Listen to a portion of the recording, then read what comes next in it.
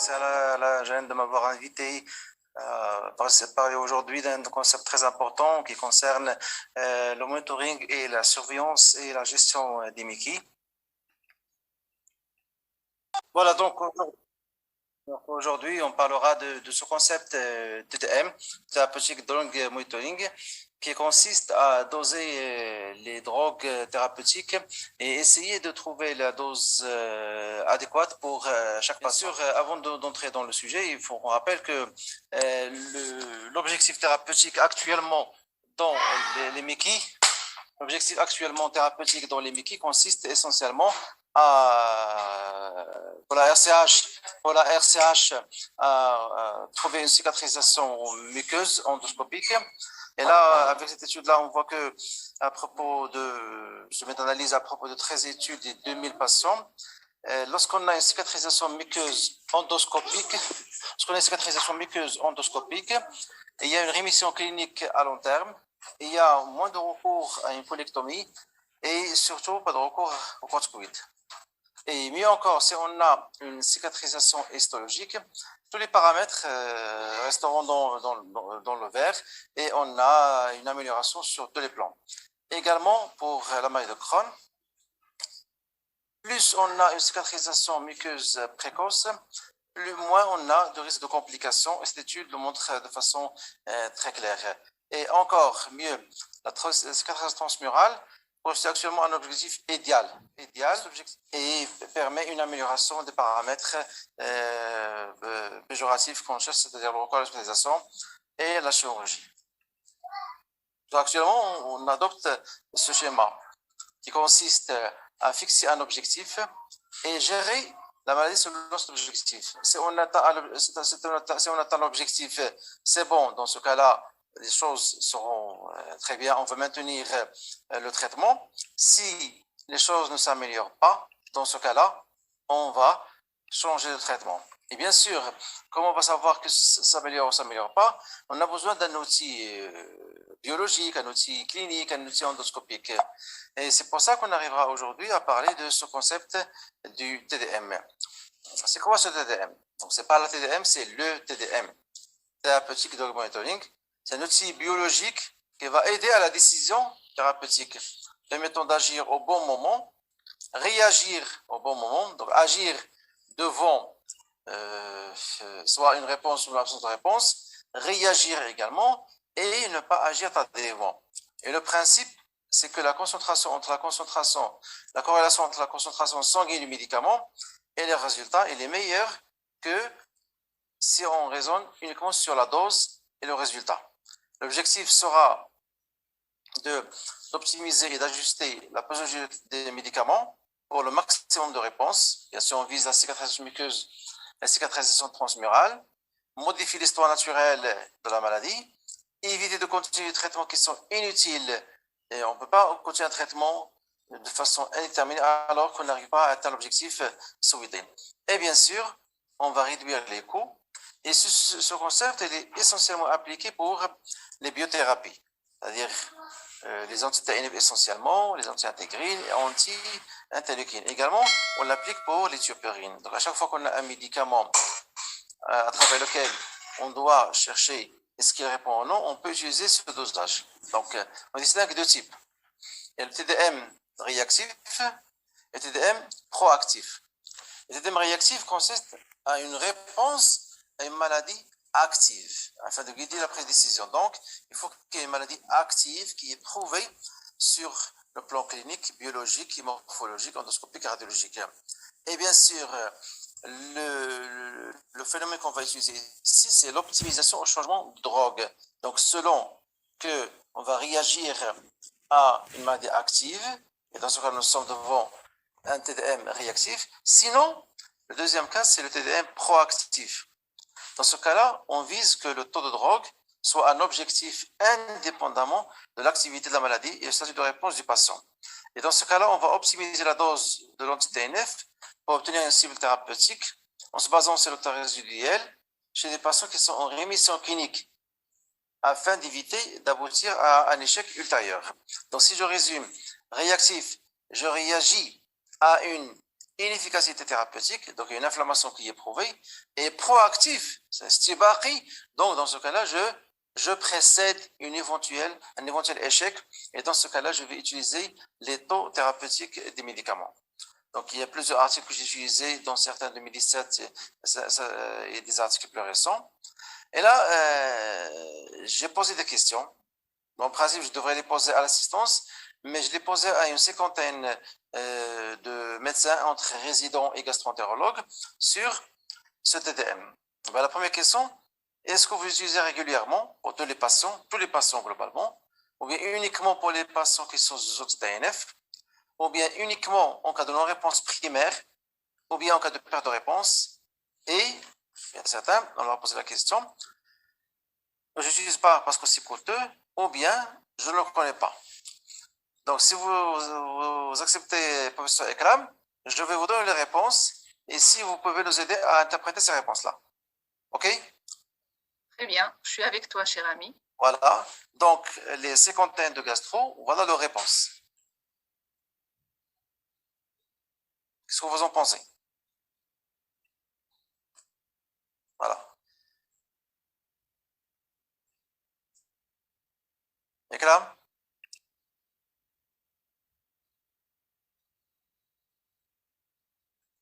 La proposition A, tu n'as pas de pourcentage, non? Non, zéro, oui. 0, d'accord.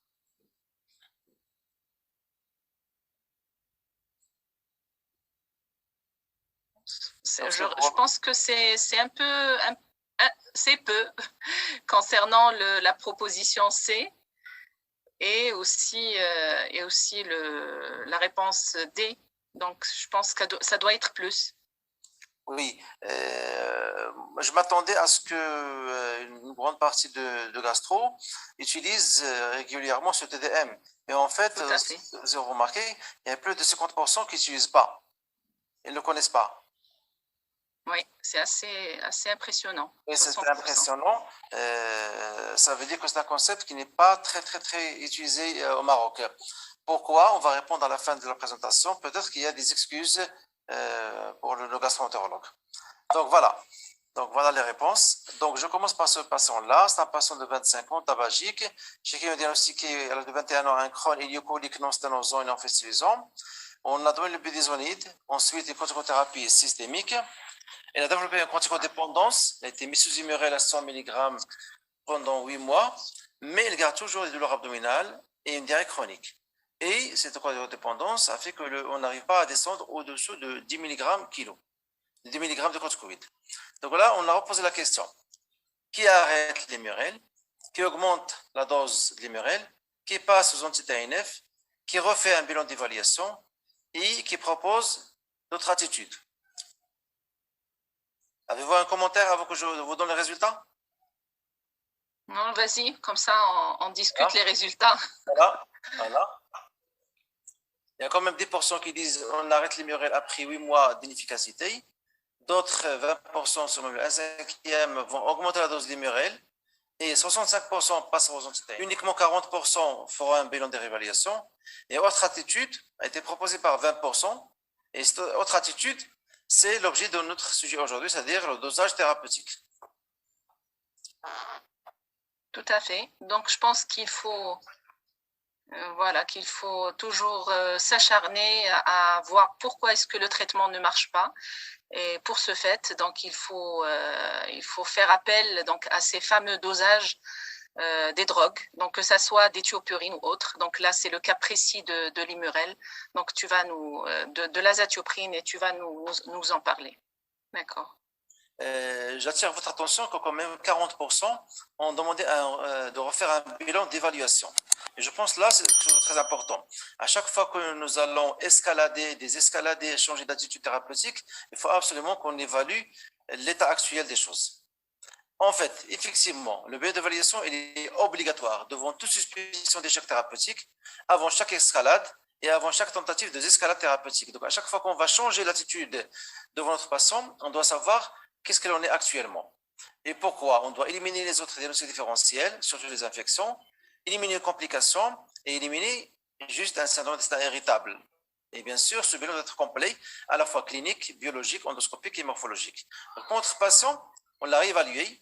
Il a une hémoglobine qui est un peu basse, une ferritine qui est basse, une CRP qui est élevée, et surtout une calprotectine qui est élevée, donc ça veut dire qu'il y a une activité endoscopique. Effectivement, en endoscopie, nous avons de larges ulcérations, et à l'IRM, nous avons toujours le même constat qu'avant. Donc, le patient est toujours actif sur tous les plans.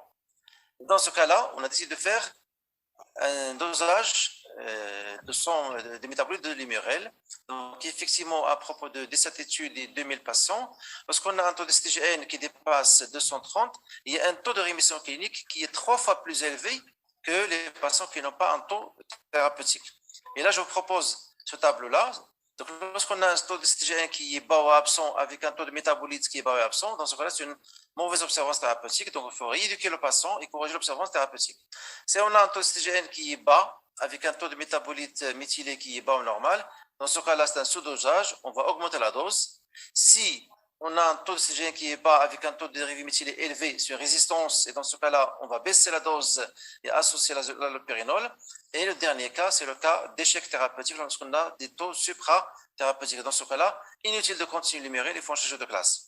Et on n'attend pas les 3 mois, 6 mois, 8 mois pour savoir est-ce qu'on est devant chaque situation. On peut le faire dès la 4e semaine. Et dans ce cas-là, on peut modifier notre traitement, augmenter, changer ou bien corriger l'observance thérapeutique. Chez notre patient, le dosage a retrouvé un taux de STGN qui est largement suprathérapeutique. Donc, on a conclu un échec de Limurel parce qu'on n'est pas dans une situation où on peut augmenter la dose ou bien continuer. Et dans ce cas-là, on a reposé la question, est-ce qu'on change Limurel par le périnitol? Est-ce qu'on met le patient sous monothérapie à base d'infliximab ou adalimab? Est-ce qu'on le met sous combothérapie? Eh bien, les réponses, voilà. Je ne sais pas, est-ce que vous pouvez avoir un petit commentaire? Alors, la plupart donc, ont répondu combothérapie, infliximab, azathioprine. Je trouve que c'est une bonne option pour ce patient. Du moment que la ligne thérapeutique d'éthiopurine donc n'a pas donné grand-chose, n'a pas donné de réponse thérapeutique, vu l'âge jeune et puis le sexe masculin, bien que la maladie est luminale, on peut y aller, soit par une combothérapie ou même avec une monothérapie, une biothérapie en mono. Mais ce qui m'a impressionné, c'est les 10% Oui. de gastro qui ont décidé de changer par le périnitol. Et une fois qu'il y a un échec, un tupérine, pas la peine de passer vers l'autre tupérine. Un échec, c'est un échec Tout pour à fait. les deux. Tout à fait. Voilà, Par contre, est-ce que je peux t'arrêter oui. du moment qu'on est en interactif? Oui. Est-ce que, parce que tout à l'heure, tu as parlé quand même d'un bilan d'évaluation biologique, clinique, biologique, bien sûr, mais endoscopique. Et moi, c'est-à-dire, je m'arrête à ce point. Est-ce que tu ne ferais pas le dosage, c'est-à-dire ce TDM ou voilà, les 6 TGN avant de faire l'endoscopie? Moi, je ferais ça pour faire éviter des coloscopies à nos patients. Et Oui. on saura que c'est une résistance au traitement, on change et puis après on évalue. Qu'est-ce que tu en penses? Je suis d'accord avec vous, d'autant plus que ce dosage nous a montré qu'il s'agit d'un échec thérapeutique, donc on aurait dû ne pas faire la coloscopie. D'autant plus que le patient avait une calprotectine qui est élevée. Donc, calprotectine qui est élevée avec une imagerie qui est très parlante. Donc, une endoscopie. D'ailleurs, l'objectif de la calprotectine, c'est d'éviter de faire des endoscopies répétées. Je suis d'accord avec vous parfaitement. Tout à fait, oui. J'ai un problème d'écran. Parce qu'il y a beaucoup de choses qui sont parues dans mon écran, j'arrive pas à sortir. Donc, concernant les anticorps, donc les anti-TNF, ils sont tous immunogènes. Ça, il faut être convaincu de ça. C'est pas uniquement l'infliximab. Et là, c'est trouvé la littérature a montré que tous les anti-TNF et tout traitement biologique amènent à produire des anticorps. Essentiellement l'infliximab, ensuite l'adalimab et les autres. Et cette présence d'anticorps, elle est fréquemment associée à une perte de réponse et surtout à l'apparition d'effets indésirables. Et l'apparition des anticorps, leur date d'apparition, elle est variable, 10 à 14 jours et parfois jusqu'à plusieurs mois après le début du traitement. D'accord, donc on reprend notre patient. Donc, on a déjà à S8, il n'y a pas de réponse clinique, ni réponse. Donc, le patient secondaire à l'échec linéaire a été mis sous anti-TNF, sous infliximab et azathioprine, en traitement d'induction, 5 mg kilo. Mais à S8, il n'y a pas de réponse ni clinique ni biologique. Et dans ce cas-là, on a reposé la question. Est-ce qu'on va continuer l'infliximab plus azathioprine? Est-ce qu'on optimise l'infliximab? Est-ce qu'on switch vers l'adalimab? Est-ce qu'on change de classe thérapeutique? Est-ce qu'on refait une évaluation endoscopique et radiologique? Ou bien est-ce qu'on fait des dosages pharmacologiques? Et bien, la réponse, c'est ça. Donc, quand il y a 20% qui vont continuer l'infliximab et l'azathioprine, 20% qui vont optimiser sans faire quoi que ce soit, 10% qui vont switcher, 0, heureusement, 0 ne change pas de classe thérapeutique, 30% vont encore faire une évaluation endoscopique et radiologique et 20% vont faire des dosages. Avez-vous un commentaire, Ekram? Oui, c'est juste par rapport à la B, ils n'ont pas tort parce qu'en l'absence de dosage pharmacologique à disposition, on peut toujours donc optimiser, augmenter les doses, optimiser soit en augmentant les doses de l'infliximab ou en rapprochant ou en faisant les deux, rapprochant l'intervalle bien sûr, en faisant les deux. Et c'est une habitude qu'on faisait au tout début quand on c'est-à-dire pour un petit peu optimiser le traitement par infliximab quand on n'avait pas donc ces dosages pharmacologiques. Je pense que B, oui, et bien sûr, le mieux actuellement, c'est le F. Oui, sachant que avant que ce concept soit validé, dans les anciens algorithmes, on retrouvait qu'on peut optimiser à l'aveugle. On peut optimiser en se basant uniquement sur la clinique, la biologie, l'endoscopie. Mais je pense qu'actuellement, cette optimisation à l'aveugle n'a presque pas de place, sauf bien sûr dans le contexte marocain où le patient n'a pas les moyens de faire ces dosages. Voilà. Donc, on est en train de discuter ce qu'on appelle la non-réponse primaire. Notre patient n'a pas répondu à la S8, donc c'est une réponse primaire. La définition n'est pas consensuelle. C'est l'absence de réponse clinique après une phase d'induction, généralement SK, S10, S14. Et la définition plus précise, c'est l'absence de réponse clinique associée à des taux sériques dans les normes thérapeutiques. Et ça concerne environ 30% de patients. Et ça concerne tous les traitements biologiques, que ce soit l'infliximab, l'adalimab, ainsi que les autres thérapeutiques biologiques. Mais toujours, avant de conclure à une non-réponse primaire, il faut éliminer les autres choses, c'est-à-dire toutes les autres choses qui peuvent prêter confusion. Donc, il faut vérifier l'activité de la maladie, il faut connaître les pièges, à savoir l'inflammation non liée à la Mickey, les complications et les autres diagnostics différentiels comme le syndrome d'intestin irritable. Et toujours vérifier l'observance thérapeutique. Et ça concerne environ 15 à 30% des patients qui sont traités par infliximab ou adalimab. On remarque une mauvaise adhérence au traitement avec une omission d'au moins une injection aux perfusions au cours des 3 derniers mois. Et jusqu'à 54%, il y a des retards de perfusion. Et chez nous, je prends l'exemple de CHU de Fès, ce retard de perfusion à cause de défaut d'approvisionnement du médicament, elle est très, très, très fréquent.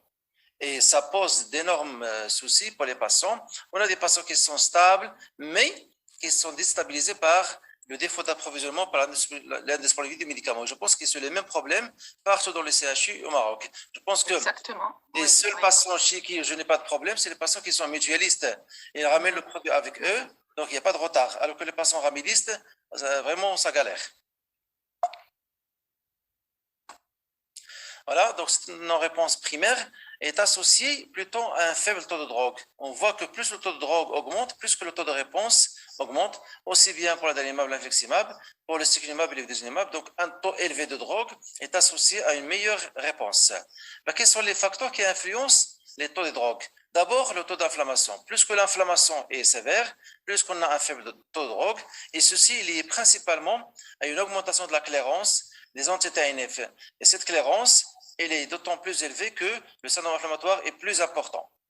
Également, plus la clairance augmente, plus le taux de drogue va diminuer. Donc, c'est vraiment une relation en cercle vicieux. Et le taux d'anticorps antidrogue également est un élément très important pour la baisse du taux de drogue. Donc, plus qu'on a d'anticorps, plus le taux de drogue sera faible, plus il y a une mauvaise réponse thérapeutique. Si on résume, quels sont les facteurs qui influencent le taux de drogue? D'abord, les anticorps antidrogue. Ça diminue le taux de drogue, augmente la clairance avec des mauvais résultats cliniques. L'usage concomitant d'immunosuppresseurs va corriger ceci en réduisant la formation des anticorps et en améliorant tous les paramètres. Un taux de base de TNF élevé, là aussi, ça va diminuer le taux de drogue et augmenter la clairance des drogues. Un taux d'albumine bas, d'ailleurs, toujours, il faut vérifier est-ce que le patient a une hypoalbuminie. Une hypoalbuminie, ça va augmenter la clairance des drogues. Et bien sûr, ça a été rapporté que le sexe masculin, l'obésité augmente la clairance des drogues. Et comme ça, on va définir deux types d'échecs. Lorsqu'on a un taux de drogue qui est adéquat, on ne va pas voir de côté les anticorps. Dans ce cas-là, c'est un échec mécanistique, un échec qui impose peut-être le changement de classe thérapeutique. Si on a un taux de drogue qui est bas avec des anticorps élevés, c'est un échec pharmacocinétique immunogène. Si le taux d'anticorps est indétectable, c'est plutôt un échec non immunogène. Et ce qu'on va voir dans les algorithmes thérapeutiques. En fait, c'est l'histoire de la poule et de l'œuf qui a précédé l'autre. Donc, plus qu'on a d'inflammation, moins on a de drogue, et moins on a de drogue, on a plus d'inflammation. Donc, c'est un cercle vicieux qu'il faut corriger.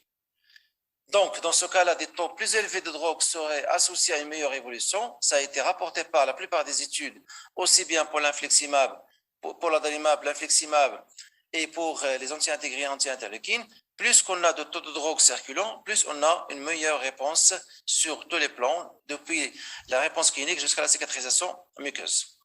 Et là, je reviens à mon malade. Donc déjà, à S8, il n'y a pas de réponse. Nous avons fait les dosages pharmacologiques à S8 et voilà le résultat.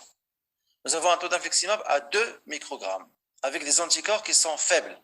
Et dans ce cas-là, on a reposé encore la question. Est-ce qu'on optimise, puisque le taux il est faible, ou bien on switch vers l'adalimab, ou bien on change de classe? Des commentaires avant que je vous donne le résultat? Non, vas-y, comme ça on discute les résultats. Voilà, 70% sont pour optimiser, mais quand même 30% ont décidé de changer vers l'adalimab. Et 0, jusqu'à maintenant 0, ne change pas de classe thérapeutique. Ça vous D'accord, intéresse donc pas? l'optimisation, oui, c'est une bonne alternative, c'est une bonne piste en fait pour le moment. Voilà, donc on n'est pas encore au stade ni de switcher, ni de changer de classe. D'ailleurs, on va raisonner selon ce taux d'infliximab qui est à 2 microgrammes. Et qui est très bas. Qui est faible, voilà, très bas. Donc, effectivement, parce qu'on a un faible taux de drogue et un taux élevé d'anticorps, c'est le switch qui va mieux. Si par contre, si le patient n'a pas été mis sous immunosuppresseur, on le met sous immunosuppresseur. D'ailleurs, un patient qui a été mis sous uniquement monothérapie à base d'anti-TNF sans thioporine, on ajoute le thioporine pour baisser le taux d'anticorps. Deuxième cas de figure, parce qu'on a un faible taux de drogue avec un taux faible d'anticorps, et bien dans ce cas-là, c'est l'intensification, c'est l'optimisation qui va marcher. Là, si on a un taux élevé de drogue, là c'est l'exemple d'adalimab, un taux élevé de drogue avec un faible taux d'anticorps, mais surtout un taux élevé de drogue, quand vous augmentez la dose ou bien vous switchez, c'est la même chose. D'ailleurs, la différence n'est pas significative entre ces deux cas de figure. Deuxième cas, un taux faible de drogue avec un faible taux d'anticorps, et dans ce cas-là, c'est l'augmentation des doses qui va l'emporter. Et troisième cas de figure, un taux faible de drogue avec un taux élevé d'anticorps, et dans ce cas-là, c'est le switch vers un autre anti-TNF. La même chose pour le vedolizumab et le secukinumab, dans 50% des cas, on a une perte de réponse qui va répondre à l'optimisation. Donc, on est en train de parler du TDM à l'induction. Notre patient, il est déjà uniquement à S8. Nous sommes à la phase d'induction. Et dans ce cas-là, un taux inadéquat de drogue va aboutir à une augmentation de l'activité de la maladie. Et les patients présentant des concentrations élevées entre S4 et S14 sont plus susceptibles d'atteindre une rémission clinique et même endoscopie dans le suivi. C'est pour ça qu'on va doser ces drogues plus précocement pour essayer de sélectionner les patients chez qui on doit intensifier pour avoir une réponse plus rapide. À quel moment on va faire les dosages? Et c'est la question qui est posée chaque jour. D'ailleurs, dans mon service, les résidents posent toujours la question quand est-ce qu'on va doser? Eh bien, pour l'infliximab, c'est clair. C'est juste avant la perfusion. On parle de taux résiduel. Pour l'adalimab, les résultats sont contradictoires. Il y a des études qui disent que le taux sérique reste constant dans les 9 premiers jours après l'injection, ensuite ça va diminuer. D'autres qu'il n'y a pas de modification.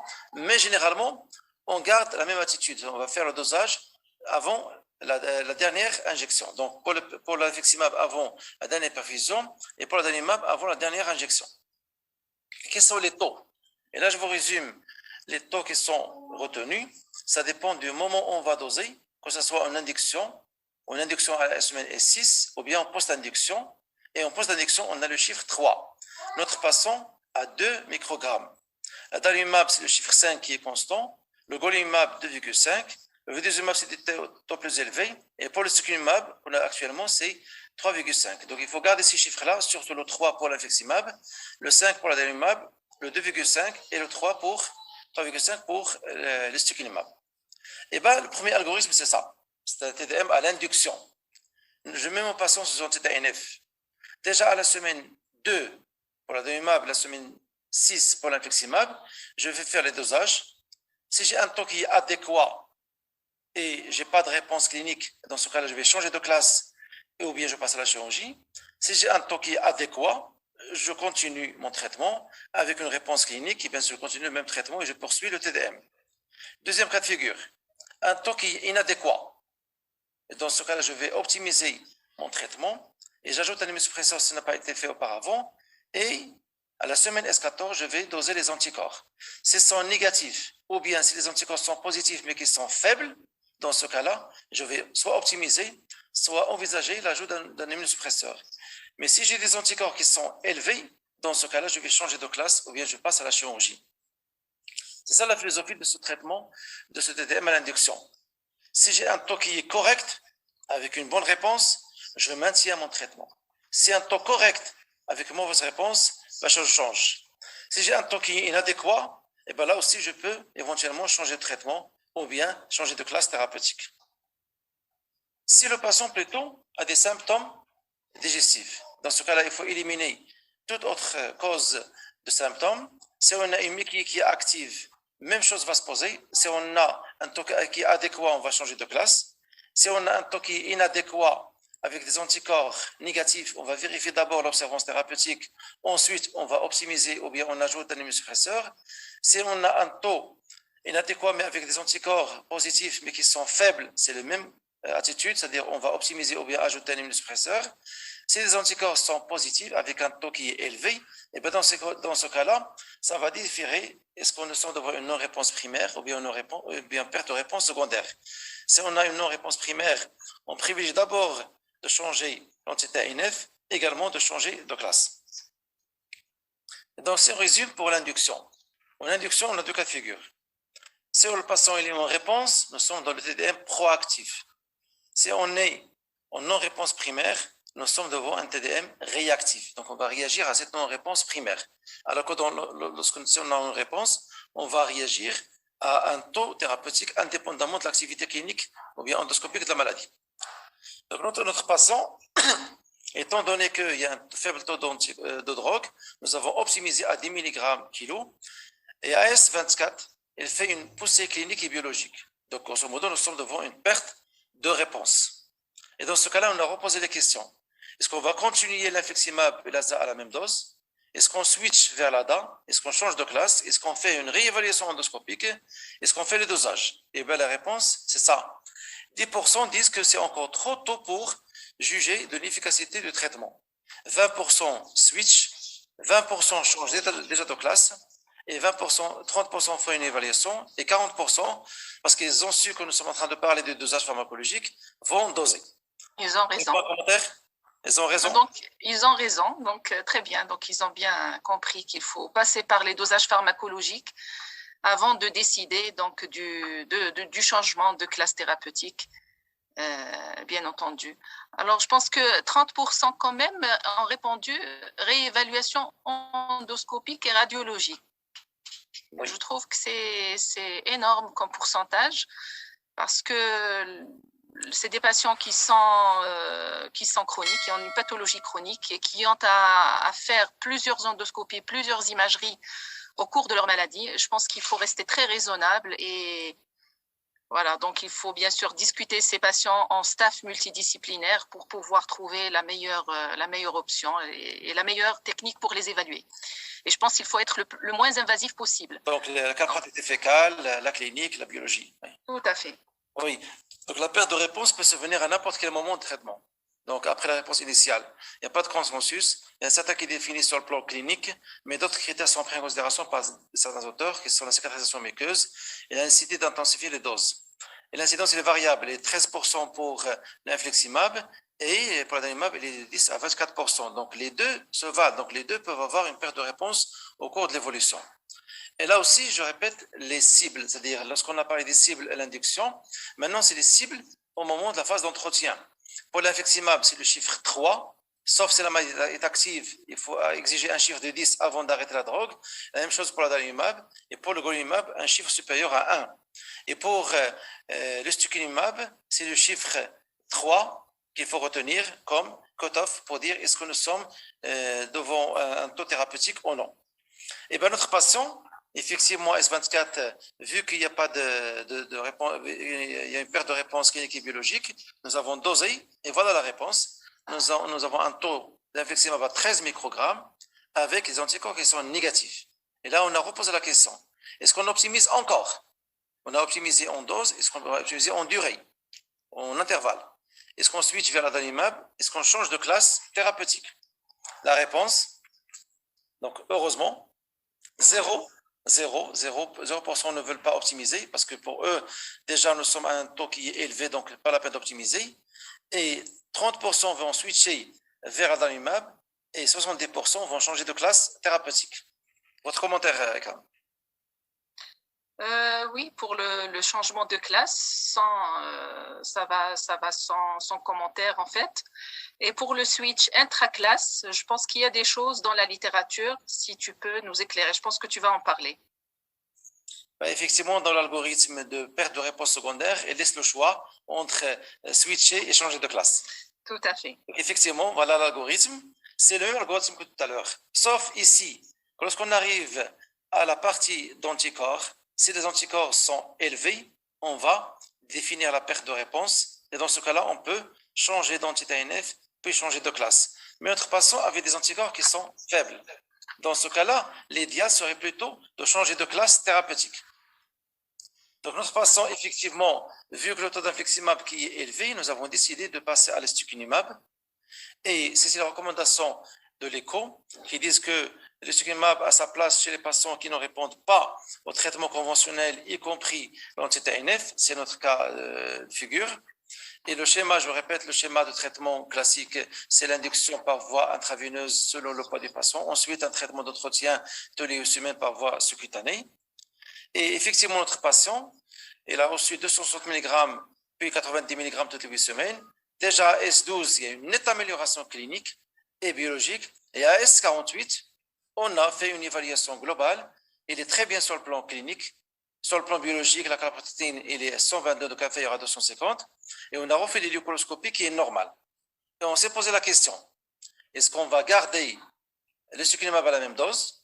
Est-ce qu'on arrête parce que le patient va très bien? Est-ce qu'on espace les intervalles entre les séances? Ou bien on fait les dosages pharmacologiques? Donc nous sommes dans une optique de désescalade thérapeutique parce que le patient va très bien et ça fait, je répète, ça fait S48 qu'il est sous traitement. Donc, les réponses, c'est ça. 60% disent qu'il faut garder puisqu'on a peigné à avoir une rémission clinique, biologique et endoscopique avec ce patient. 10% disent que c'est bon, il est bien, ça fait 2 ans qu'il est sous traitement, on peut l'arrêter. 10% proposent d'espacer les intervalles et 40% quand même vont utiliser les dosages pharmacologiques. Ekram? Sachant que les dosages pharmacologiques, Sidi Mohamed, ne sont pas disponibles pour l'ustekinumab. Voilà. Donc, je pense qu'il faut... Pas disponibles au Maroc. Ne sont pas disponibles au Maroc, bien entendu. Donc là, ça fait 2 ans depuis qu'il est sous ustekinumab, ton malade? Oui, c'est oui. ça.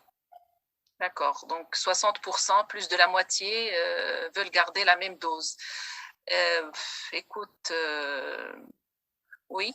Pourquoi? Donc il faut continuer, je pense. Il faut continuer et c'est-à-dire les experts parlent de ce qu'on appelle drug holiday. On peut toujours, donc en s'aidant de la calprotectine et de la réévaluation biologique et d'imagerie, peut-être envisager une interruption provisoire du traitement et voir venir en fonction du monitorage. Donc réévaluation pour moi et décider de l'interruption et bien sûr de la surveillance du patient. Si je repose la question autrement, est-ce qu'on ne prend pas en considération le parcours qu'a eu le patient? Il a eu un long parcours d'optimisation, de changement thérapeutique. Il a une forme quand même, je ne dis pas qu'elle est grave, mais quand même sévère. Un patient qui est tabagique, un jeune. Donc tout ça, il faut le prendre en considération avant de décider est-ce qu'on va désescalader ou non. Donc effectivement, dans les algorithmes, ils prennent en considération ça. Et là, je vous rapporte quelques études concernant le TDM en phase de rémission. On appelle le TDM proactif, qui va nous aider pour savoir est-ce qu'on va désescalader ou bien maintenir le même traitement. Et là, l'étude Taxit, qui a séparé les patients en plusieurs groupes, dont les patients qui ont un taux thérapeutique qui est élevé. Et chez ces patients-là, il a proposé de diminuer la dose jusqu'à 5 mg kilo et d'espacer les intervalles jusqu'à 12 semaines. C'est des patients qui avaient déjà une optimisation, donc 10 mg par kilo, et on va diminuer les doses. Et bien, il a remarqué que quand j'utilise l'attitude classique ou bien l'attitude basée sur le TDM, il n'y a pas de changement en matière de réponse thérapeutique. L'étude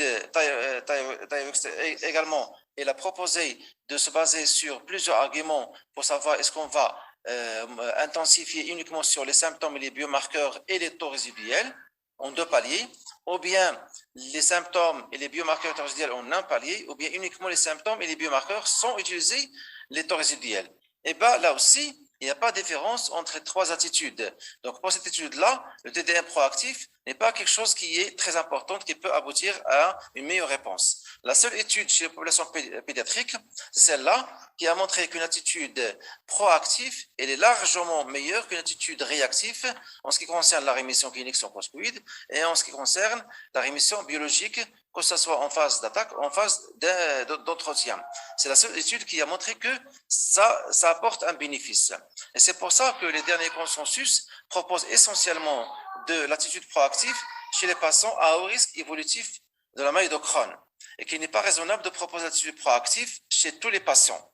Et un dosage annuel des drogues serait une meilleure attitude pour suggérer une intervention en cas de pharmacologie défavorable. Et là, on a cet algorithme. D'abord, avant de penser à une pause thérapeutique, on va sélectionner les patients ayant un critère de mauvais pronostic et les patients n'ayant pas de critère de mauvais pronostic. Donc, ce patient qui a un critère de mauvais pronostic, si le taux il est thérapeutique, on poursuit à la même dose. Si le taux il est suprathérapeutique, on peut envisager une réduction des doses et on continue la surveillance. Si le patient a un taux infrathérapeutique, dans ce cas-là, on va utiliser les anticorps. Si on a un taux faible d'anticorps, on va optimiser. Si on a un taux élevé d'anticorps, on va différencier en taux d'anticorps entre anticorps transitoires et anticorps permanents. Et on va choisir par la suite soit de changer de classe ou bien changer de traitement.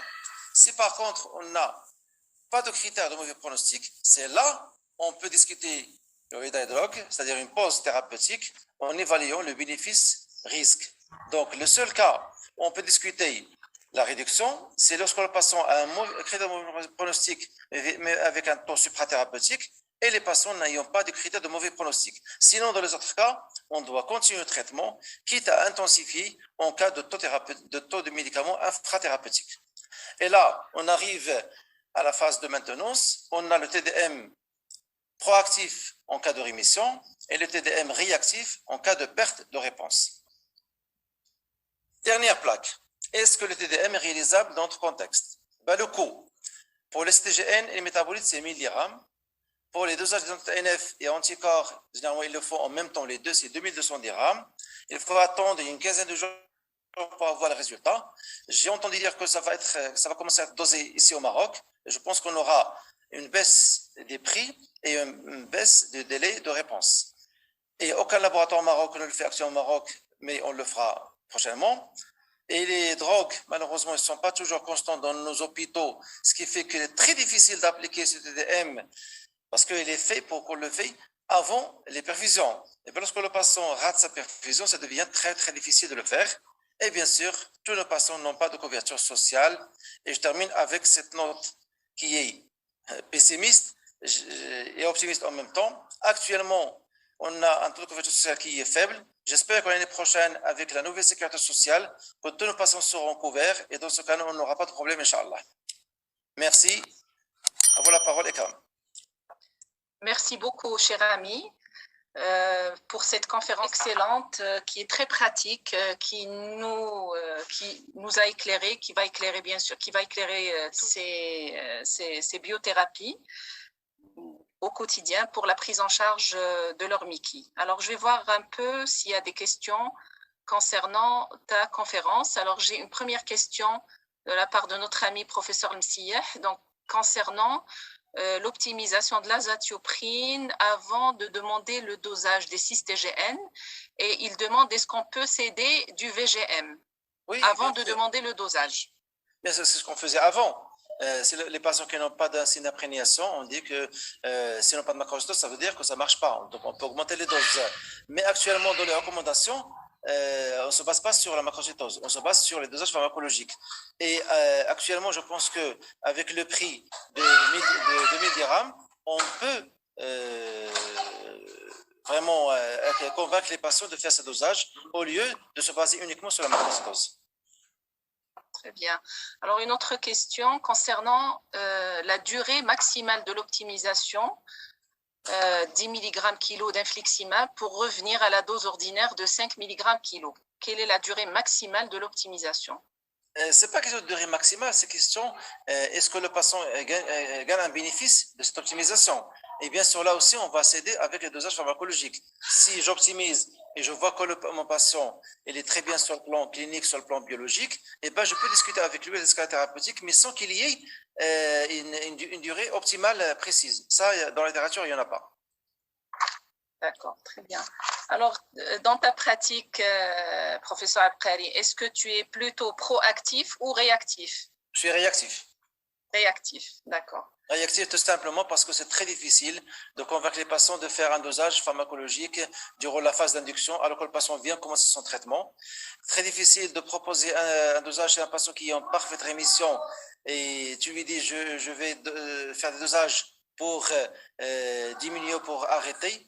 Donc pour le moment, je suis uniquement réactif. Réactif, et c'est ce que nous faisons tous.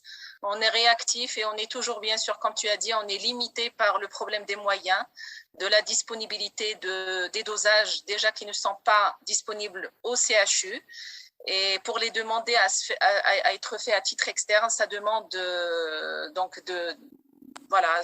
ça demande de l'argent, ça demande un délai d'attente et ça ne nous permet pas toujours d'être, on va dire, réactifs au bon moment avec les résultats que nous avons en général au bout de 10 jours, voire même 2 semaines ou 3 semaines en fonction des labos.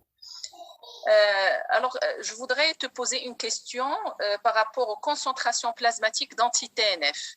À partir de quelle concentration plasmatique tu peux envisager un arrêt de traitement dans la maladie de Crohn? Dans les recommandations sur le panel d'experts 2019, un patient qui m'a dit qu'il est actif, c'est le chiffre 10. À partir de 10, on peut discuter l'arrêt. Mais un patient qui est en bonne réponse, c'est le chiffre 3. Est-ce que tous les phénotypes se valent en matière de concentration plasmatique? Parce qu'une maladie anopérinéale, ce n'est pas la maladie luminale. Oui, donc, effectivement. Est-ce que tu combines les deux, la clinique, la biologie, et je sous-entends la calprotectine, et aussi les dosages pharmacocinétiques avant d'envisager l'arrêt? Ah, bien sûr, il faut combiner l'ensemble. On ne peut pas juger uniquement sur les taux pharmacologiques. Un taux pharmacologique uniquement, c'est inconcevable que j'arrête le traitement en se basant sur ça. Donc, la clinique et la biologie et l'endoscopie et l'imagerie, ça compte beaucoup. Je suis tout à fait d'accord avec vous. Et pour les anopérinéales, les cutoffs sont plus élevés que la teinte luminale. Exactement, et c'est des taux en général pour l'infliximab qui doivent dépasser les 10 microgrammes par millilitre. Ça va arriver jusqu'à 20. Tout à fait. Alors, concernant ton malade, je reviens au cas clinique. Qu'est-ce que tu envisages de faire en l'absence des dosages pharmacocinétiques de l'ustekinumab?